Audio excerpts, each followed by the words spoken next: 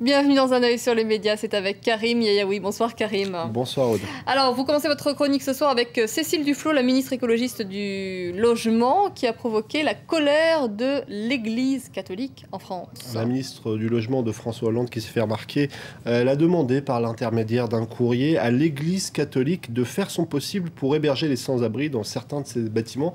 Elle explique que certains de ces bâtiments sont quasiment vides. Cécile Duflot sonne les cloches de l'Église, titrait certains médias aujourd'hui.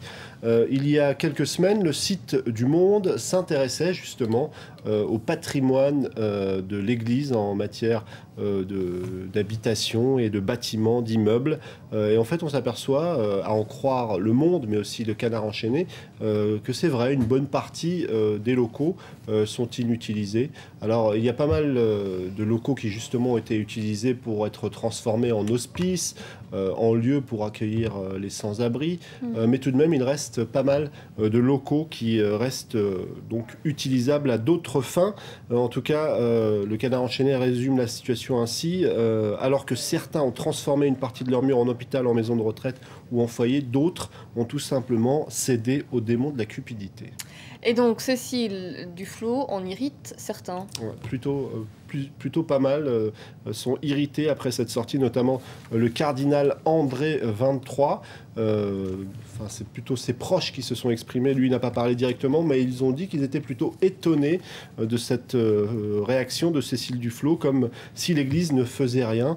Pourtant, du côté d'André 23, on estime que les chrétiens de Paris et d'ailleurs n'ont aucune leçon à recevoir, puisqu'ils se sont toujours battus, ils ont toujours agi en faveur des sans-abri. Et puis Christine Boutin aussi a réagi, on trouvait sa réaction sur pas mal de sites internet aujourd'hui. La présidente du Parti chrétien-démocrate. Exactement, elle explique elle qu'on fait payer à l'Église sa position sur le mariage gay, elle parle de catholiphobie. Sur Twitter, ce sujet est évidemment très commenté, Karim. Très commenté. Je vous montre ce tweet d'Alexandre Pueyo, qui est un responsable UMP d'Île-de-France. Il écrit: le Secours catholique, 16 paroisses en Île-de-France qui accueillent tous les soirs des SDF. L'Église qui aide les démunis, ça fait juste 2000 ans que ça dure, Madame Duflot. Et puis cette réaction de Simone Duchemol, pour loger les SDF dans les bâtiments inoccupés, Duflot en appelle à l'Église avant d'en appeler à l'État. Tout cela est-il bien sérieux? Et puis ce tweet très ironique de Pierre Jambet: toi aussi, liste pour Duflot les bâtiments publics désaffectés autour de chez toi, casernes, équipements sportifs, trésorerie, voire partis politiques. Benoît XVI tweet.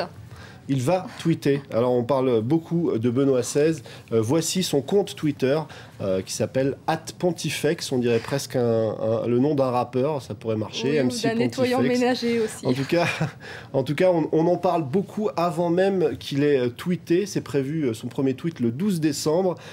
Ses premiers tweets seront des réponses à des questions posées au pape sur la foi.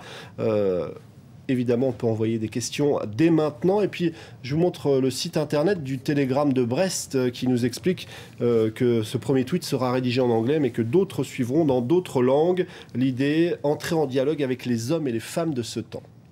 Le gros buzz de cette fin de journée, Karim, c'était avant tout la grossesse officialisée de Kate.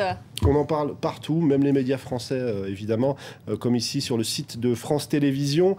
Les médias britanniques, je ne vous en parle pas. Je vous montre juste cette page du Guardian qui a mis en place un live tweet carrément pour suivre toutes les rumeurs, toutes les dernières petites phrases, toutes les dernières informations qui concernent cette affaire. Et puis sur Twitter, il y a déjà le faux compte du bébé royal. Évidemment, ça n'a pas traîné. Déjà 3600 followers. Et puis, je vais vous montrer aussi cette réaction non, ce n'est pas celle-ci, c'est plutôt celle-là, de Piers Morgan, qui ironise sur le fait que c'est la BBC qui a donné l'information, que le Guardian fait du live blogging, et ensuite, pourtant, ce sont les tabloïds qu'on critique pour couvrir ce genre d'informations plutôt légères, diront certains. Merci Karim pour votre chronique ce soir.